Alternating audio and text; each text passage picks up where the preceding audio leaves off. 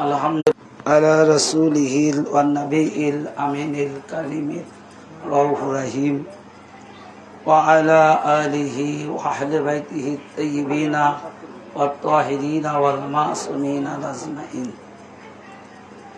خصوصا على سيدنا غوث الأعظم على جده نبينا عليه الصلاة والسلام. فقد قال الله تعالى في كلامه المجيد وفرقان الحميد إن الله وملائكته يصلون على النبي يا أيها الذين آمنوا صلوا عليه وسلموا تسليما. وقال الله تعالى في كلامه المجيد وفرقان الحميد بسم الله الرحمن الرحيم قل لا أسألكم عليه أجرا إلا المودة في القربى. صدق الله العظيم وصدق الله ورسوله النبي الكريم. إن الله وملائكته يصلون على النبي يا أيها الذين آمنوا صلوا عليه وسلموا تسليما. اللهم অন্তর থেকে জবান করে সবাই উৎসাহ করি وعلى آل سيدنا شفيعنا अर्श आजम पर जनाजा जब सला बहारे नमाज अर्श आजम पर जनाजा जब सला बहारे नमाज खुद मोहम्मद मुस्तफा काम दो लगाने को सले अल्लाहुम्मा सल्ले अला मौलाना मुहम्मद व अला शफीआना। সম্মানিত উপস্থিতি, আজকে পবিত্র সেহলাম পাক, এই উপলক্ষে মসজিদে ইমাম মওলা আলী আলাইহিস সালাতু ওয়াস সালাম পাকের আজ এই সেহলাম পাক উদযাপন হচ্ছে। এই উপলক্ষে আমি আমার আলোচনার প্রারম্ভে আমার আকা মওলা জাবানার ইমাম হযরত সৈয়দ শাহ ইয়াসুফ আলী আল কাদরি আলাউদ্দিন পাক সাল্লাল্লাহু আলাইহি ওয়াসাল্লামের পবিত্র কদম যুগলে এবং তানার পূর্বপুরুষ আল আওলাদ আহলে বায়াত কিবলা ও কালা সবার প্রতি সকলের কদম যুগলে জানাই ভক্তিপূর্ণ তাজিমি কদম বসি সিজদা।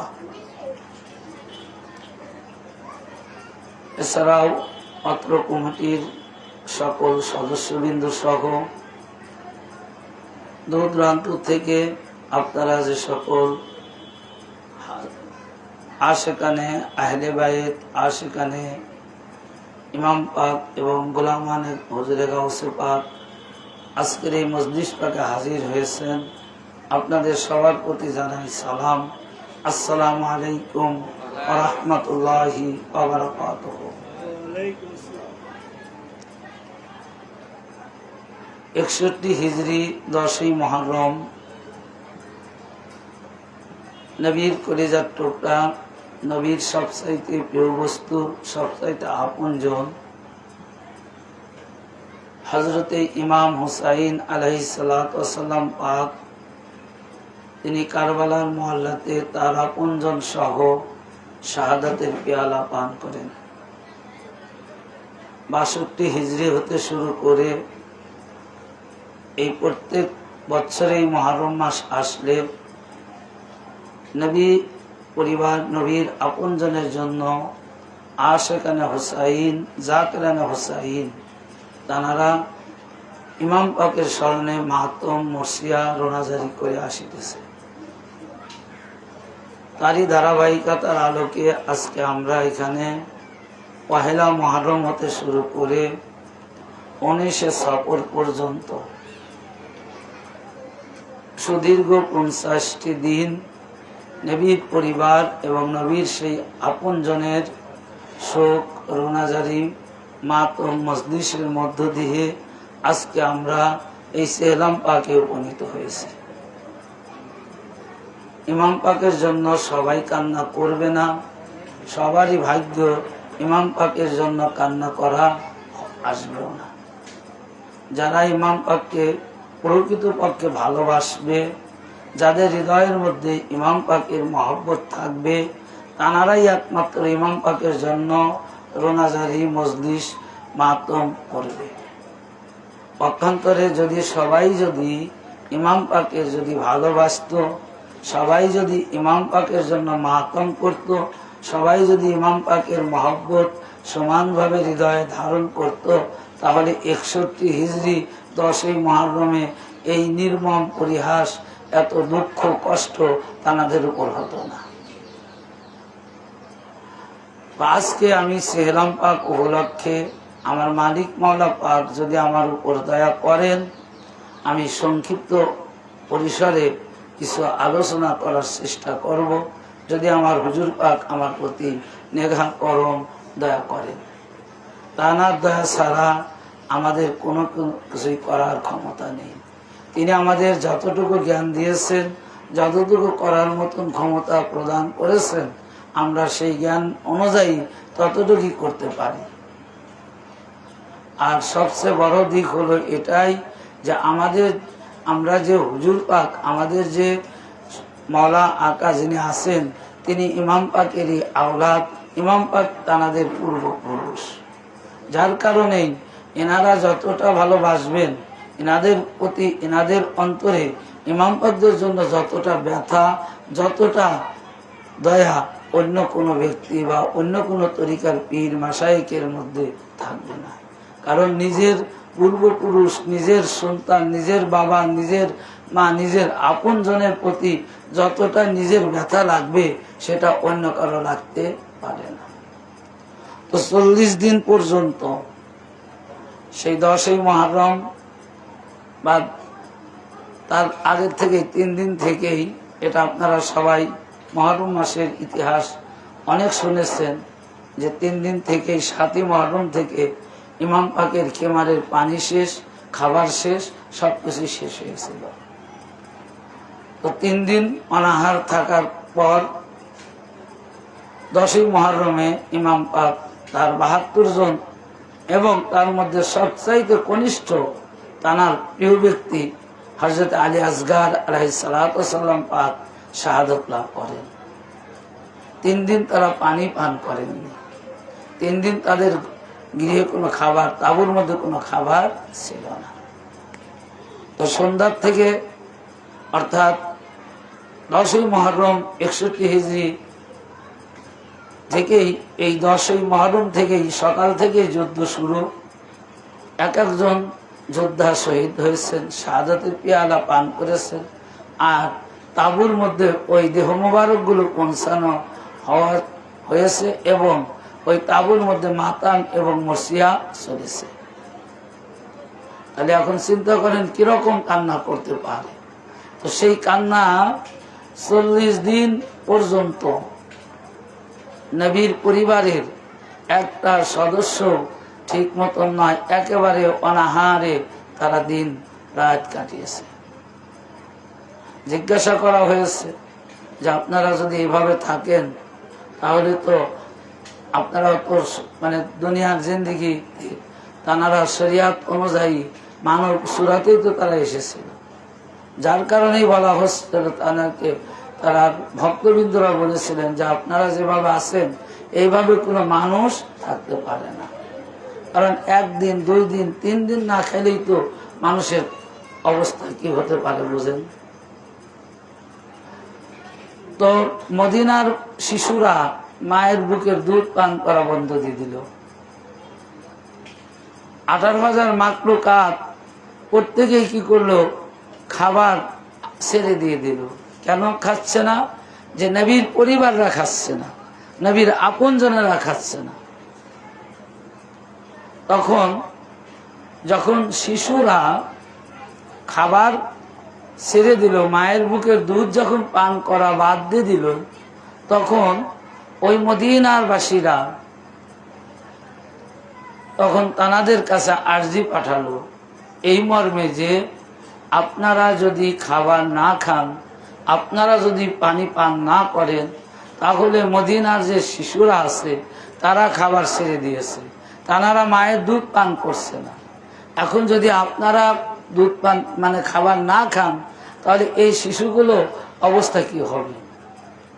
আপনি একটু দয়া করুন, যাতে আপনারা যদি ঠিক মতন খাবার খান, তাহলে এই হয়তো এই দুধের শিশুরা তারাও তাদের মায়ের দুধ পান করবে। তো এই আরজি যখন করা হলো জাইনাল আবিদিন আলাইহিস সালাতু ওয়াস সালামের নিকট এবং জাইনাব সালামুল্লাহর নিকট, তো জাইনাল আবিদিন আলাইহিস সালাতু ওয়াস সালাম পাক বললেন যে দেখো, আমরা তো খেতে চাই, আমরাও তো খাবার চাই, ইচ্ছা করি, কিন্তু আমরা যে ঘটনাটা আমাদের সামনে ঘটেছে, যে ঘটনাটা আমরা স্বচক্ষে ওই কারবালার জমিনে উপস্থিত থেকে যেটা দেখেছি, এই ঘটনা দেখার যে কষ্ট, যে দুঃখ, যখন আমাদের নিকটে খাবার আসে, তখন ওই ঘটনা আমাদের সামনে একবারে হুবহু ভেসে ওঠে। আর ভেসে ওঠার কারণেই আমরা খাবার খেতে পারি না, যে খাবার আমাদের ভিতরে আর যায় না। আসলে দেখেন, হযরত জাইনাল আবিদিন আলাইহিস সালাতু ওয়াস সালাম পাকের একটি ঘটনা, যে তেনাকে যখন খাবার দেওয়া হতো, সে সময় ছিল জবের রুটি, মোটা মোটা রুটি ছিল। তো জব পিষে রুটি তৈরি করা হতো, সেই রুটি যখন তার প্লেটে দেওয়া হতো, এতটা কান্না করত জাইনাল আবেদিন, তিনি এতটা কান্না করতেন যে ওই জবের রুটি চোখের পানির নিচে তলিয়ে যেত। তাহলে কিরকম কান্না কাঁদছে, যে একটা রুটি ভেজতে কত পানি লাগবে, একটা নয়, দুটো নয়, তিনটে চারটে রুটি দিতে হতো। তাহলে সেই রুটি ভিজে ওই রুটির উপরে পানি জমে যেত। আর চোখের পানি জমার কারণে, চোখের পানি যদি কোনো খাবারের মধ্যে এই পরিমাণ জমে যায়, তখন ওই খাবার আর শরীয়ত সম্মত জায়েজ থাকে না। তো এই জন্য তানারা আর খাবার খেতে পারতেন না। তো হযরতে জাইনাল আবেদিন বলতেছেন যে তোমরা যেটা চাও আমিও ওটা চাই, আমিও খানা খেতে চাই, আমিও খাবার খেতে চাই, কিন্তু যখন আমার নিকট তোমরা খাবার নিয়ে আসো, যখন আমার নিকট তোমরা খাবার নিয়ে আসো, আমার সেই কারবালার ইতিহাস সবচাইতে বেশি মনে পড়ে।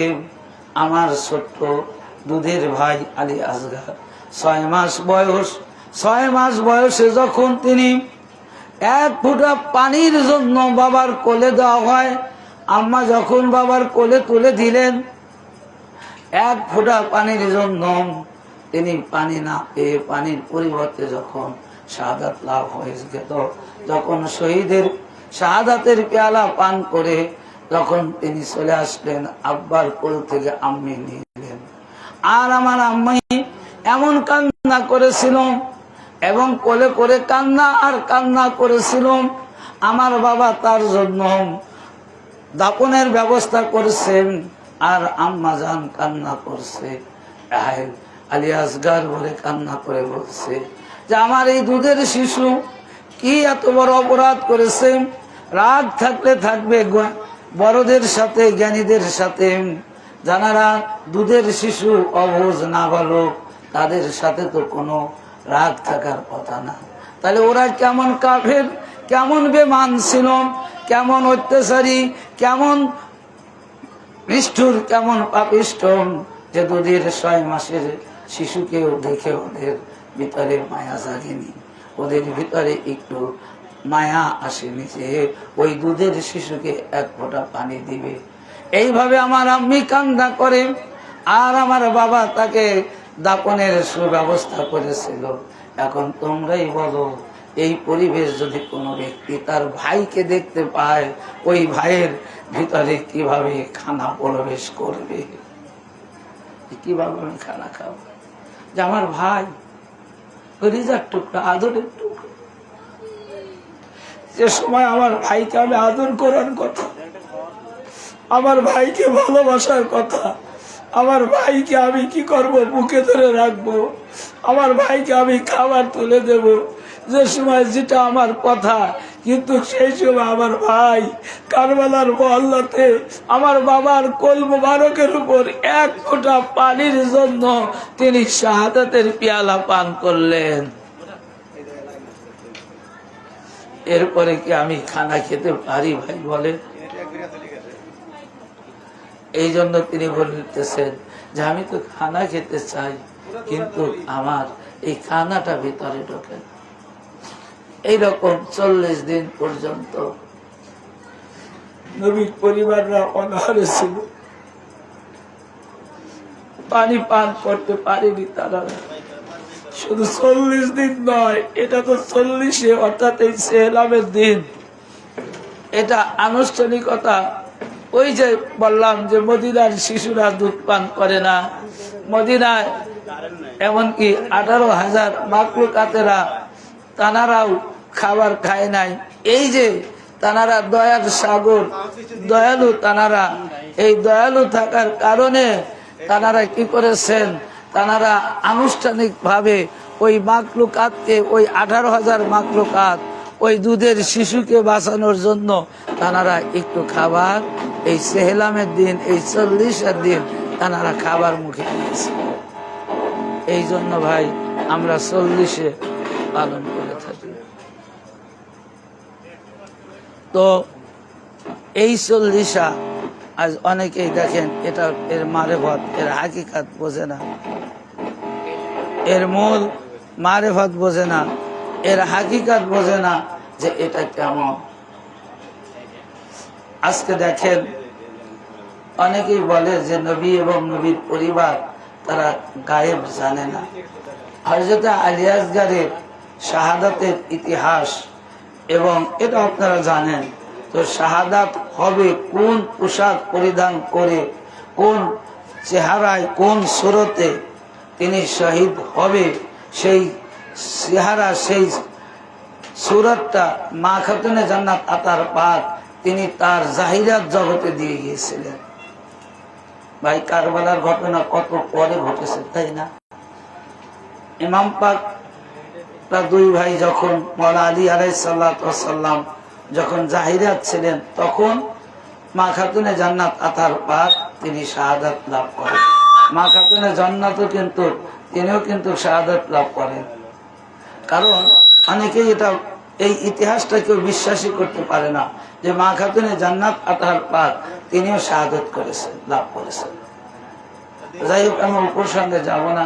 আমি শুধু হযরত আলী আসগরের যে শাহাদাতের ইতিহাসটা আপনারা জানেন, তো তিনি যখন শাহাদাতের পেয়ালা পান করবে, যখন তিনি পেয়ালা পান করবে, সেই পেয়ালা পান করার যে পূর্ব মুহূর্তে যে পোশাকটা, এটা মা খাতুনে জান্নাত আতার পাক তিনি হযরতে সাহারা বানুকে দিয়েছিলেন। কিন্তু সাহারা বানু তখন বুঝতে পারছিল না এটার মধ্যে কি আছে। হযরতে ইমাম হুসাইন আলাইহিস সালাম পাক যখন হযরতে আলী আকবর কি বলে আলী আসগর আলাইহিস সালামকে সাহারা বানুর কোল মুবারক থেকে নিজের কোলে নিলেন।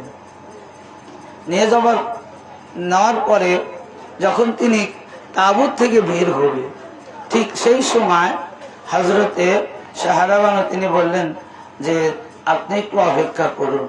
বলে কেন? বলে যে মা খাতুনে জান্নাত আতার পাক আপনার আম্মি আমার শাশুড়ি, তিনি আমার তানার জাহিরিয়াত জগতে আমার এই দুধের 6 মাসের শিশুর জন্য একটা বস্তু উপহার দিয়ে গেছে, কিন্তু ওটার মধ্যে কি আছে এটা আমি জানি না। তবে শুধু এইটুকু বলেছিলেন যে যেদিন সবচাইতে বিপদ, সবচাইতে কঠিন দিন আসবে, মুসিবতের সময় আসবে, অর্থাৎ তোমার ওই বাচ্চা যখন খুব বিপদে পড়ে যখন খুব কান্না করবে, তখন তুমি কি করবে? এই বাক্সটা, এই উটলা, অর্থাৎ এই মুহূর্তে দেখতে পাচ্ছি যে এত বিপদ আমাদের পূর্বে আর আমরা দেখি নাই, আর পরেও যে এত বিপদ আসবে এটাও আমরা আর থাকবো না, হয়তো বা আসলেও আসতে পারে আমাদের উপর, কিন্তু হয়তো তখন আমরা থাকবো না, আমাদের পরজন্মের উপর আসবে। তো আমি এখন দেখতে পাচ্ছি যে সবচাইতে কঠিন অবস্থান, সবচাইতে কঠিন সময় এখনই যাচ্ছে। সুতরাং আমি আমার শাশুড়ি অর্থাৎ আম্মাজান ফাতিমা সালামুল্লাহ আলাইহির সেই ওসিয়াতটা আমি একটু পালন করতে চাই। আমার এই সন্তানের জন্য তিনি কি দিয়ে গিয়েছিলেন, আমি সেই বস্তুটা খুলে দেখে আমি দেখতে চাই, এবং যদি তার দেওয়ার মতন হয় তাহলে আমি ওটা তাকে পরিধান করাই দিয়ে দিই। আমার ভাইয়েরা, যখন প্যাকেটটা খুললেন, প্যাকেটটা খোলার পরে দেখতে পারলেন এক সেট জামা, একবারে পুরা সেট, মাথার টুপি আছে, গায়ের জামা আছে, সালোয়ার আছে, অর্থাৎ 3টা পোশাক এক জায়গায় করা।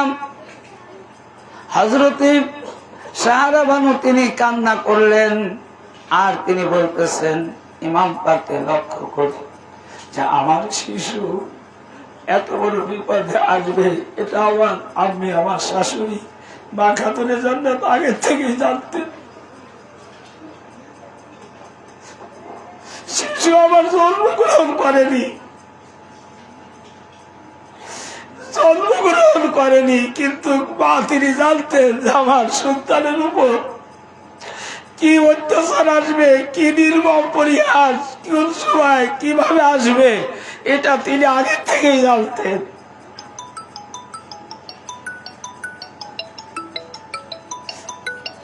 আমার ভাইয়েরা, হযরতে সাহারা বানু ওই সালোয়ার পায়জামাটা পরালেন আলী আসগারে, এবং গায়ের জামাটা পরিধান করিয়ে দিলেন। মাথায় টুপি দেওয়ার পরে এত সুন্দর চেহারা, এত সুন্দর চেহারা, যেন পূর্ণিমার চাঁদের আলো হযরত আলী আসগারের কাছে হার মানিয়ে যায়।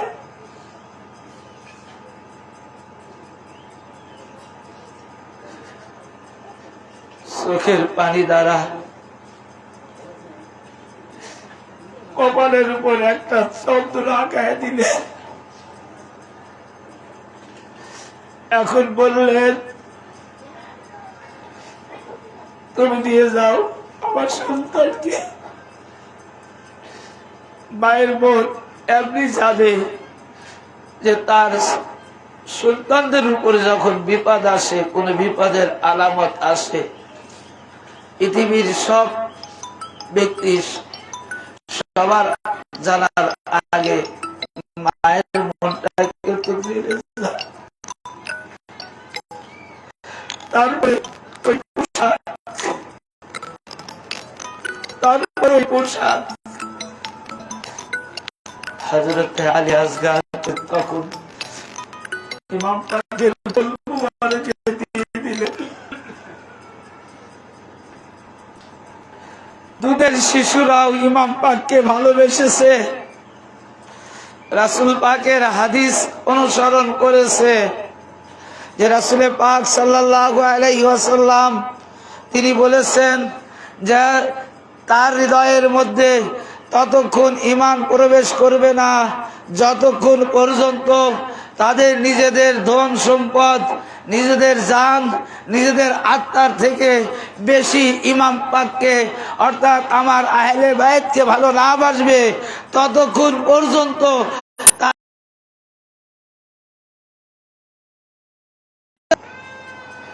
ইমাম পাককে ভালোবাসতে হবে কি নিজের জীবনের চেয়েও বেশি।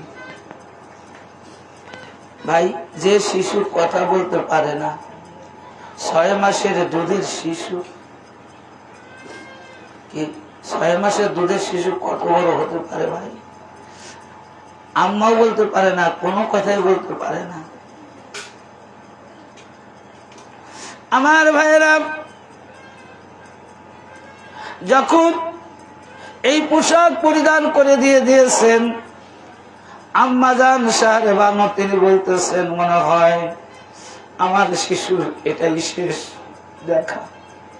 আমার মনে হয় এই পোশাকই শেষ পোশাক। আমি মা হিসেবে আর কোনোদিন আমার এই শিশুকে পোশাক পরিধান করাইতে পারবো না। এবং আপনি একটু আমার সামনে ধরে রাখুন, শেষবারের মতো পরাণ করে আবার শিশু আলী আসগারকে দেখিয়ে দিই। কারণ আম্মিজান যার পোশাক শিশু জন্মের আগেই উপহার হিসেবে দিয়ে গেছে, এটাই প্রমাণিত করে যে আমার শিশু আলী আসগার পানি পান করতে পারবে না। এবারে ইমাম হুসাইন কি করলেন, ওই শিশুকে করে করে ফোরাত নদীতে গেলেন। ফোরাত নদীতে যাওয়ার পরে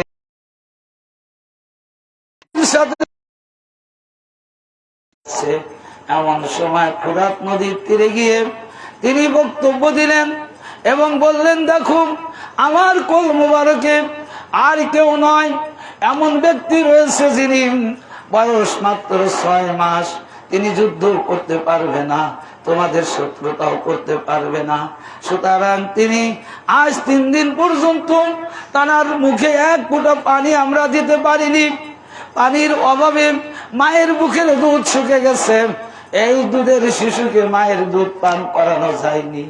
এমন কোন সহৃদয় ব্যক্তি তোমাদের মধ্যে কি নাই যে এই দুধের শিশুর প্রতি একটু দয়া করবে, এই দুধের শিশুকে 1 ফোঁটা পানি দিবে? হাজার হাজার মাকলুকাত এই ফোরাত নদীর থেকে পানি পান করছেন, কোন মাকলুকাত ফোরাত নদীর পানি পান দিক থেকে মুক্ত, কি বলে, ফোরাত নদীর পানি পান না করে থাকতে পারে না। যে আসছে যেরকম খুশি সেই রকম ভাবেই পানি পান করতে পারছেন। ও তোমরা কি জানো না, আমাদের কারণে এই ফোরাত নদী তৈরি, আমাদের কারণে 18,000 মাকলুকাত তৈরি। আমার নবী এবং আমরা আহলে বাইত, আমরা যদি সৃষ্টি না হতাম ওই ফোরাত নদী সৃষ্টি হতো না, 18,000 মাকলুকাত সৃষ্টি হতো না। সুতরাং যার ওসিলায় যার উদ্দেশ্যে 18,000 মাকলুকাত সৃষ্টি, তারা আজকে পানি বন্দি, পানি পাচ্ছে না, তো আমার জন্য আমি পানি চাই না।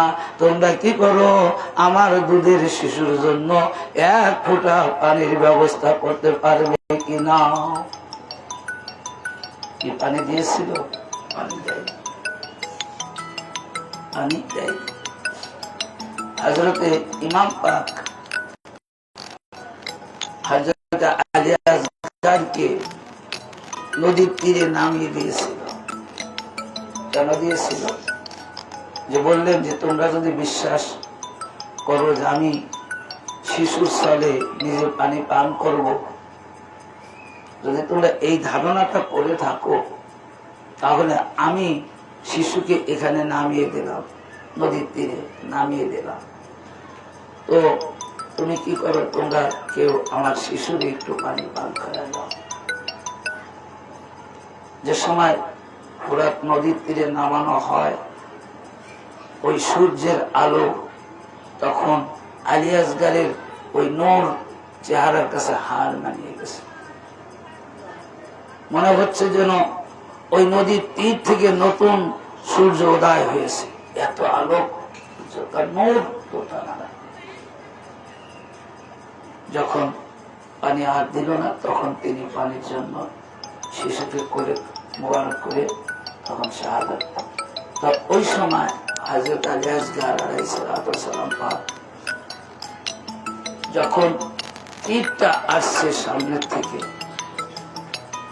তো হযরত আলী আসগারের মাথাটা আছে ডান হাতের উপর, ওই মোবারকে, তো মাথাটা এখানে, তাহলে বুকটাও এখানে, তো মাথার থেকে কিছুটা দূরে বুকের স্টেট। তো হযরতে আলী আসগার আলাইহিস সালাম পাক যখন এইভাবে কোল থেকে ঘোরায়, যেহেতু ডাইনার দিয়ে পানি উঠাইতে হবে, তো ওই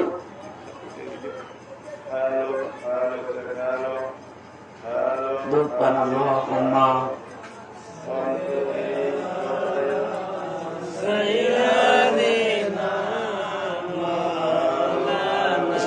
ওখানে থাক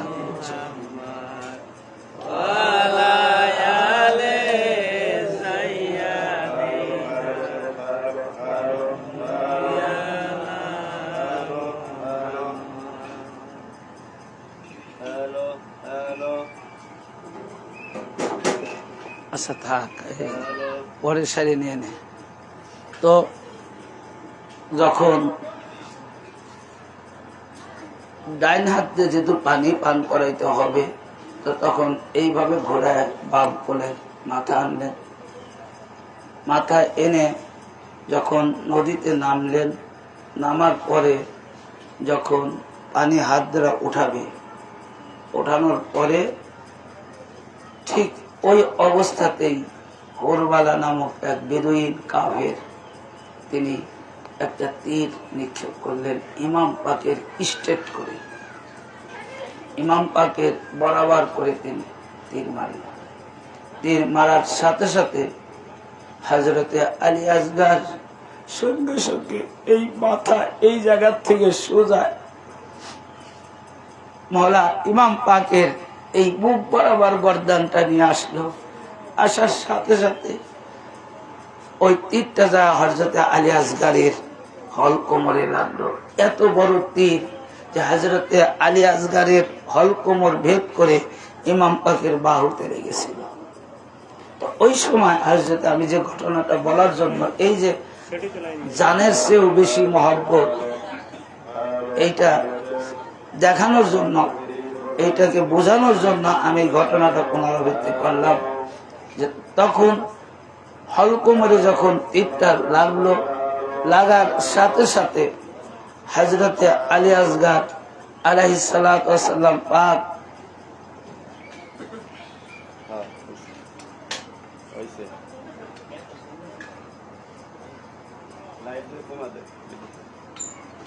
আলী আসগারের হলকোমর ভেদ করে যখন ইমাম পাকের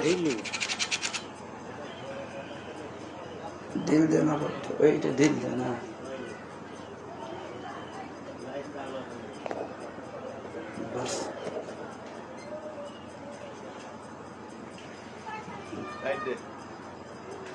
যে তখন ইমাম আলী আসগার আলাইহিস সালাতু ওয়াস সালাম পাক বললেন যে বাবা,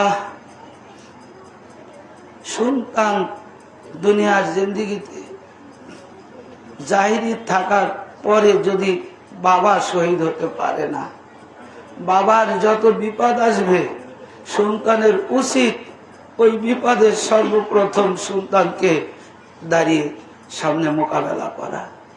তো বাবা, আমার হল কবরটা এত ছোট, যে এত ছোট যে আমি পুরা তীরের আমি হজম করতে পারিনি। আপনার হাতে, আপনার হাত মোবারকে আঘাত লেগে গেছে, আমি পুরাটা কি করতে পারলাম না, আপনার আঘাত থেকে ঠেকাইতে পারলাম না। তো হযরতে আলী আসগার তিনি দেখায় দিয়ে গেলেন, তিনি বুঝাই দিয়ে গেলেন যে নবীর আওলাদ, নবীর বেটা, নবীর আহলে বায়তকে নিজের জীবনের চেয়েও বেশি ভালোবাসতে হয়। আর যার কারণে তিনি নিজের শাহাদত লাভ করলেন, অর্থাৎ নিজের জীবন দিয়ে এটা পরীক্ষিত করে গেলেন, প্র্যাকটিক্যালি ভাবে দেখা গেলেন যে রাসূল পাকের হাদিস আমি আমল করে গেলাম। হে রাসূল, আপনি দেখেন আপনার কলিজার টুকরার পূর্বে আমি শহীদ হয়ে গেলাম, আপনার কলিজার টুকরার আগে আমি শহীদ হলাম, আমি শহীদের পেয়ালা পান করলাম। হযরতে আলী আসগার আলাইহিস সালাতু ওয়াস সালাম পাককে যখন দাফন করছে, হযরতে ইমাম পাক নিজের হাতে দাফনের কাজ করছে। মা জান, পূর্বে বললাম যে আম্মি জান কোলে করে বসে আছে, তিনি অনেক আফসোস করে বললেন আমার ভাইরাম, যখন রওজার মধ্যে হযরত আলী আসগরকে রাখলেন, রাখার পরে যখন তিনি বললেন, ইমাম পাক বলতেছিলেন যে নানা, আজকে কতই না কষ্টের দিনে আমি আছি, আমার কলিজার টুকরা, আমার দুধের শিশুকে ওরা ছাড়েনি। আমার দুধের শিশু জানার উপর যুদ্ধ ফরজ নয়, জানার উপর কোনো কর ফরজ নয়, কোনো কিছু নয়, অবশ শিশু তানাকে ওরা শহীদ করে দিল। নানা আপনি সাক্ষী থাকবেন। এইরকম কান্না, এইরকম বিলাপ করতে করতে যখন হযরত আলী আসগর আলাইহিস সালাতু ওয়াস সালাম পাককে যখন রওজার মধ্যে নামানো হলো, আর ওই চেহারা মোবারক এদিকে যখন তাকাইলেন, তখন আলী আসগর বলতেছে, বাবা সালাম, দেখা হবে রোজ মাহশরের দিন। আপনার দাদা দয়াল নবী, আমার দাদি মা খাতুনে জান্নাত আতার পাক এবং আমার দাদা মাওলা আলী, চাচা ইমাম হাসান, তারা আপনি চিন্তা করেন না, আমার পানির সুব্যবস্থা করে হাউজে কাউসারের মধ্যে তারা অপেক্ষা করছে। তবে আপনারা না আসা পর্যন্ত আমি ওই পানি পার করব না। আর কিছুক্ষণের মধ্যেই, অল্প কিছুক্ষণ পরেই আপনাকেও নেওয়ার জন্য তারা আসবে বাবা। আমাদের জন্য তারা হাউজে কাউসারে অপেক্ষা করছে। আর কিছুক্ষণের মধ্যেই পানি পান করব, কিন্তু আপনি যতক্ষণ পর্যন্ত যাবেন না, ততক্ষণ পর্যন্ত আমি আলী আসগর ওই পানি পান করতাম না।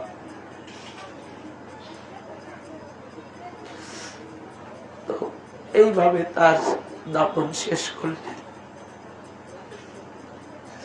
কত বড় কাফের বেমান ওরা ছিল!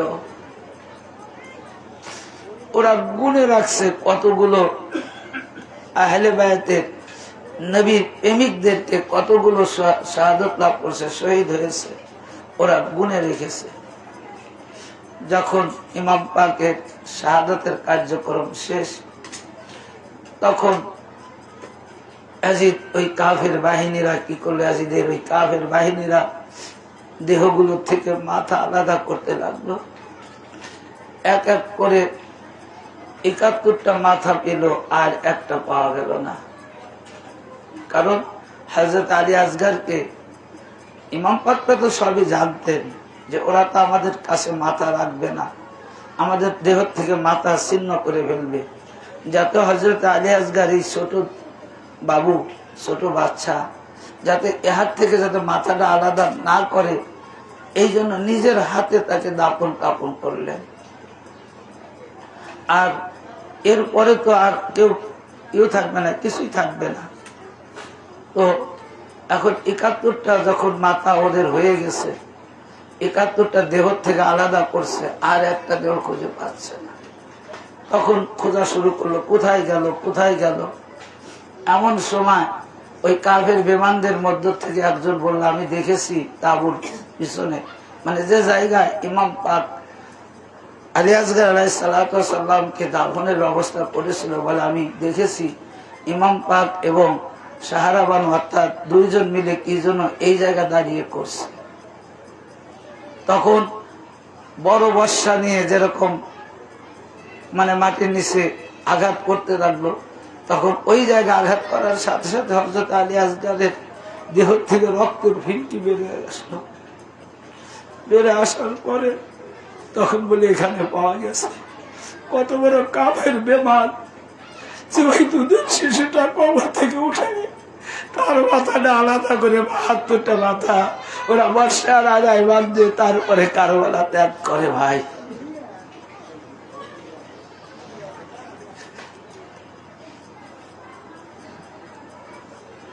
হযরতে এই জন্য সুন্দর সময় কারবালার জমিনে 10ই মুহররম 11তম রজনীতে হযরতে যায়েনব সালামুল্লাহ মাথাবিহীন দেহগুলো একত্রিত করছে। প্রত্যেকটা দেহ আলাদা, কোনো দেহের মাথা নাই, পাত নেই, হাত নেই, কিন্তু তারা শক্ত ছিল। কিন্তু ইমাম পাকের দেহটা একবারে গুড়া গুড়া, টুকরা টুকরা করে ফেলছে।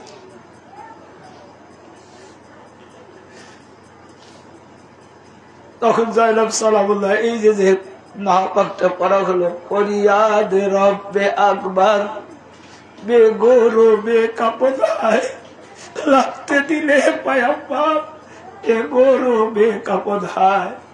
হযরতে জাইলাম সালামুল্লাহ তিনি আল্লাহর কাছে ফরিয়াদ করে বলতেছে, যে পরওয়ারদিগার আলম, আজকে তোমার সেই আপনজন রাসূল পাকের কলিজার টুকরা লাগতে দিলে পায়াম্বার, রাসূল পাকের কলিজার টুকরা নবীর আপনজন আজকে এই কারবালার মুআল্লাতে পড়ে আছে বেঘোর বেকাপদ অবস্থাতে।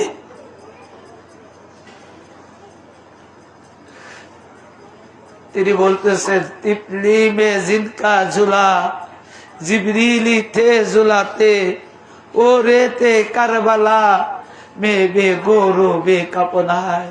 তিনি বলতেছেন যে আল্লাহ, আমার ভাই ইমাম হুসাইন যখন ঘুমে থাকতো দুল্লার মধ্যে,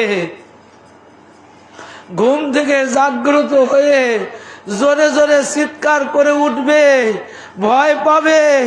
তুমি আল্লাহ এটা সহ্য করো নাই, তুমি জিবরিল আমিনকে পাঠিয়ে দিয়েছো। হে জিবরিল, তুমি যাও তিপলি মে জিনকা ঝুলা, তুমি ইমাম পাকের দুলনা দুলাও। ইমাম পাক ঘুম থেকে উঠে যেন জোরে করে চিৎকার না করে, জোরে করে কান্না না করে, তুমি দুলনা দুলাও। ও রেতে কারবালা মে বে গৌরবে কাপন হায়। আজকে সেই ব্যক্তি, আজকে সেই দেহটা কারবালার জমিনে রয়েছে, আপনি এখন কিভাবে সহ্য করছেন? ভাই, দোলনা থেকে একটা শিশু ঘুম থেকে ওঠে, কোন আঘাত পায়? কোন আঘাত পায় না।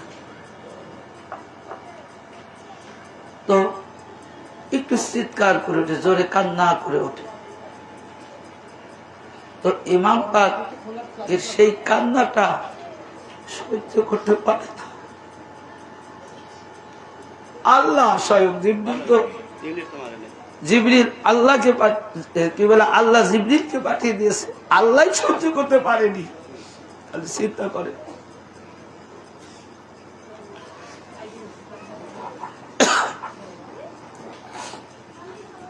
একদা দেখেন রাসূল পাক সাল্লাল্লাহু আলাইহি সাল্লাম কতটা ভালোবাসতেন দুই ইমাম পাককে। যে দুই ইমাম পাক রাসূল পাক সাল্লাল্লাহু আলাইহি সাল্লাম মসজিদে যখন আসতেন, দুই ইমাম পাককে সঙ্গে করে নিয়ে আসতেন। হঠাৎ কোন এক জুম্মায় ইমাম পাকরা একটু পিছনে পড়ে গেছে, রাসূল পাক চলে আসছেন আগে। তা এখন রাসূল পাক সাল্লাল্লাহু আলাইহি সাল্লাম যখন চলে এসেছে, যে ইমাম পাক অমনি দৌড় শুরু করছে মসজিদে নববীর দিকে। তো দৌড়ে যখন আসছে, আসতে আপনার মাটির সাথে হুসুট খেয়ে পড়ে গেছে। তো পড়ে গেলে দুই ইমাম পাক স্বাভাবিক আছে, হুজুর পাক নিজে মসজিদের মেম্বার থেকে দেখে দৌড়ে চলে গেছেন তাদের কাছে। তাদের কাছে যাওয়ার পরে দুই ইমাম পাককে উঠালেন, উঠাইয়ে গায়ের ধুলিগুলো পরিষ্কার করে দিয়ে বলছেন, ভাই কোথায় ব্যথা পেলে বেটা? রাসূল পাক তো সবসময় ইমাম পাকদের বেটা বলে ডাকতেন, যে কোথায় ব্যথা পেলে? তো হুজুর পাক কান্না করছেন। তো তখন ইমাম পাক বলতেছেন যে আপনি এইটুক ব্যথাই সহ্য করতে পারছেন না, আমরা তো কোনো ব্যথাই পাইনি। যদি মরুভূমি বালির মধ্যে যদি কেউ পড়ে যায় ব্যথা পায়, ভাই কতটুকু ব্যথা পাবে বলেন? তা বলতেছেন যে আমরা তো ব্যথাই পাইনি, আপনি কান্না করছেন কেন? তো আজকে এইটুক ব্যথা আপনি সহ্য করতে পারছেন না, এইটুকু কষ্ট আপনি সহ্য করতে পারছেন না। যখন কারবালার জমিনে আমার দেহের উপর উঠে আমার দেহ থেকে যখন আমার দেহ থেকে যখন আমার মাথা আলাদা করবে, সেই দিন আপনি কি রকম ভাবে সহ্য করবেন? সেদিন আপনি কিরকম করে মেনে নিবেন? আজকে তো আমি ব্যথাই পাইনি, আর এই ব্যথাটাই আপনি মেনে নিতে পারছেন না, তো সেই দিনকার ব্যথা আপনি কেমন ভাবে মেনে নিবেন? না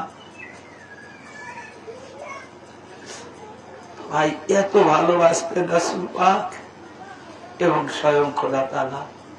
আল্লাহ এবং আল্লাহর নবী সবচাইতে বেশি ভালোবাসতেন ইমাম পাকদেরকে।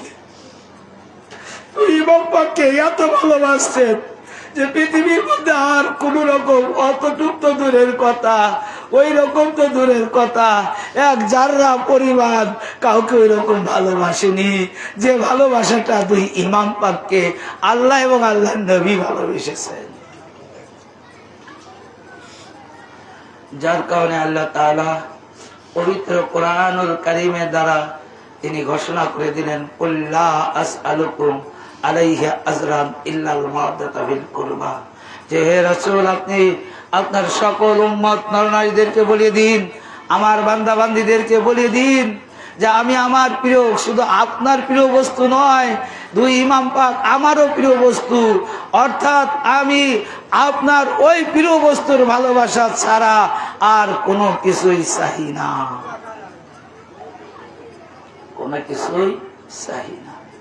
আজকে দেখেন, আমি একটা ফতোয়া অর্থাৎ একটা গ্রামারের কায়দা আপনাদেরকে জানিয়ে দিচ্ছি। এই যে আয়াত পাকটা যখন নাজিল হলো, কুল্লা আসআলুকুম আলাইহি আজরান ইল্লাল মাওয়াদাতা বিল কুরবা, এই আয়াত পাক যখন নাজিল হলো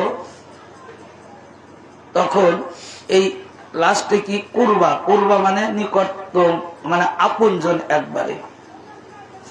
তো এই আপনজন কে হবে, এটা হুজুর পাক সাল্লাল্লাহু আলাইহি সাল্লাম যদিও চাদরের মধ্যে দেখা দিয়ে গেছেন, তারপরেও গ্রামার কি বলে দেখেন, কুরবাটা হলো স্ত্রীলিঙ্গের সিগা, মানে পুলিঙ্গ একটা সিগা হয় পুরুষ বাচক আর একটা স্ত্রী বাচক।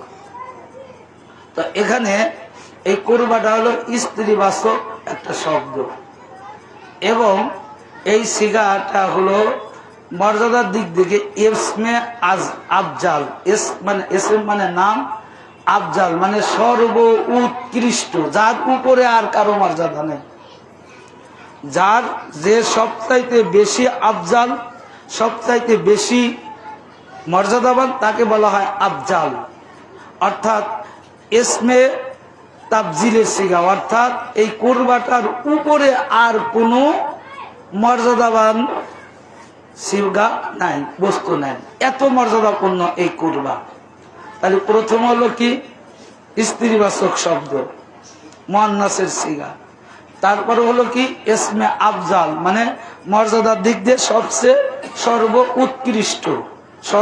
উৎকৃষ্ট।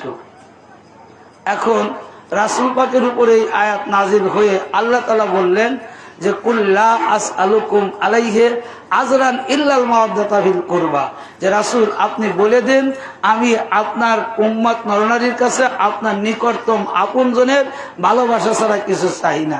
তাহলে এখন এই কুরবাটা সবচাইতে আফজালকৃত আত্মীয়, তাহলে এর অর্থ এর যে সিগা অনুযায়ী কে বোঝা, মা খাতুনে জান্নাত তাতার পাক।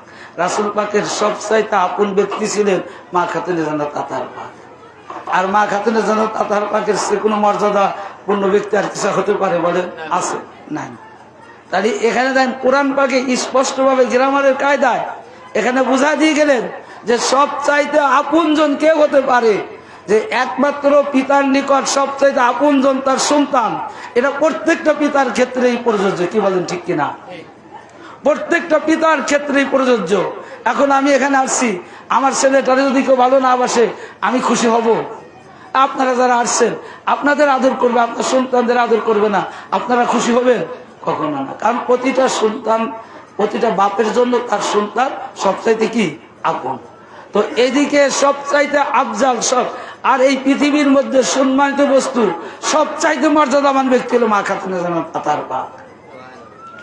আর এই জন্য কুরবাটা বললেন যে কুরবা, যেহেতু রাসূল পাকের কোনো পুত্র সন্তান ছিল না, তিনি দুই ইমাম পাককেই সন্তান হিসেবে জানতেন। অসংখ্য হাদিসে রাসূল পাক বলেছেন যে দুই ইমাম পাক, মা আমার বিটি ফাতিমার কন্যা, ফাতিমার সন্তান এবং আমার সন্তান, একথা অসংখ্য হাদিসের মধ্যে বলছে। আমি ওদিকে দলিল দিতে যাব না। তো কুরবা হলো ফাতিমা, আর যার যার নিকট তার তার সন্তান সবচেয়ে আপনজন। তো মা খাতুনে জান্নাতের আপনজন তার দুই সন্তান, ইমাম হাসান এবং হুসাইন। এই জন্য কুরবা দ্বারা মা ফাতিমাকে বোঝানো হয়েছে কাজ করে, আর মা খাতুনে জান্নাত আতার পাকের আপনজনদেরকে বোঝানো হয়েছে। এই যে এটা কিন্তু গ্রামারের কায়দা, এটা কোনো দলিল না। আপনারা যারা মাদ্রাসায় যে আলেমরা বিশেষ করে পরে কি বলে মিজানের জ্ঞান যার যে আলেমের আছে, নাহমিরের জ্ঞান যার আছে, তারা বুঝবে। তো সেই জন্য আল্লাহ নবী আমরা যে আজকে মাতম করলাম, মসজিয়া করে, এই যে 50টা দিন 10 দিন মসজিদ বা খানকা পাকে আমরা কাটিয়ে, এবং অতিরিক্ত 40 দিন 11তম তারিখ থেকে শুরু করে মহররমের আমাদের এই এলাকায় বিশেষ করে এমন কোন বাড়ি নাই ইমাম পাকের জন্য মসজিয়া পাক হয় নাই, মাতম পাক হয় নাই। তো এই যে আমরা পালন করেছি, এটাই হলো সর্ব উৎকৃষ্ট ইবাদত, এটাই হলো সর্ব উৎকৃষ্ট আমল, এটাই হলো সর্ব উৎকৃষ্ট আমল। কেননা নবীর আপনজনের ভালোবাসা যার হৃদয়ের মধ্যে থাকবে না, তার কোন ইবাদত আল্লাহ কবুল করবে না। এখন হাদিস শরীফের মধ্যে তো আসছেই, এবং পীর মুর্শিদ পাক নহপাকের মধ্যে লিখছেন, বেহুব্বে আহলে বাইত ইবাদত হারাম হয়, হাম পর তো ফরজ আইন উলফাত হুসাইন কি। যে প্রত্যেকটা ইবাদত বেহুব্বে আহলে বাইত, যে আহলে বাইতের ভালোবাসা ছাড়া কোনো ইবাদত জায়েজ নাই, হবে না, কবুল হবে না। হাম পর তো ফরজ আইন উলফাত হুসাইন কি, প্রত্যেকটা ব্যক্তির জন্য ইমাম পাকের ভালোবাসা ফরজ আইন। তারপরে কি বলছে, মুমিন ওহি হায় जिसको उल्फात हुसैन की, काफिर हो ना मुहब्बत जिसको उल्फात हुसैन की। যারা মুমিন হবে তারাই একমাত্র ইমাম পাকদেরকে ভালোবাসবে, যারা কাফের হবে তারা কখনো ইমাম পাকদের ভালোবাসবে পারে না।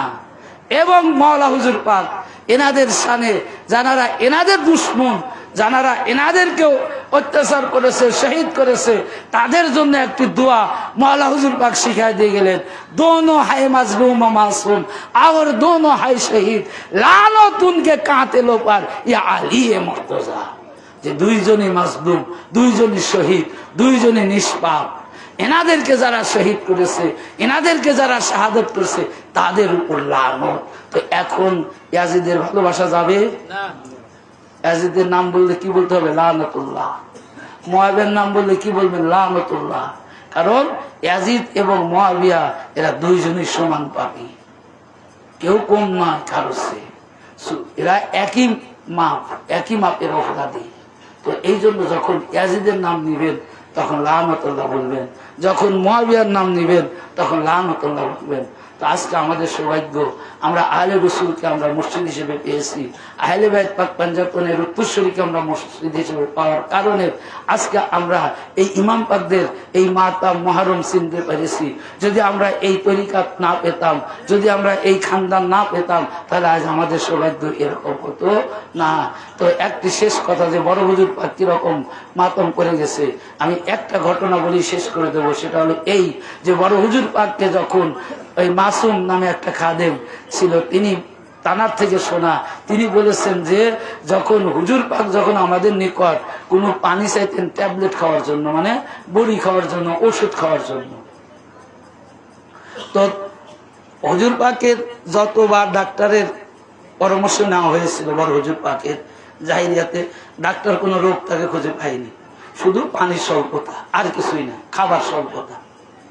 তো এই জন্য ওই ছোট মালিক পাক ওইটু বলে রাখতেন যে যেহেতু এমনি তো পানি পান করতে চায় না, বা এমনি তো কোনো খাবার খাবে না, যখন তোমাদের কাছে পানি চাইবে তখন বেশি করে দিবে, তখন একটু বেশি করে দিবে।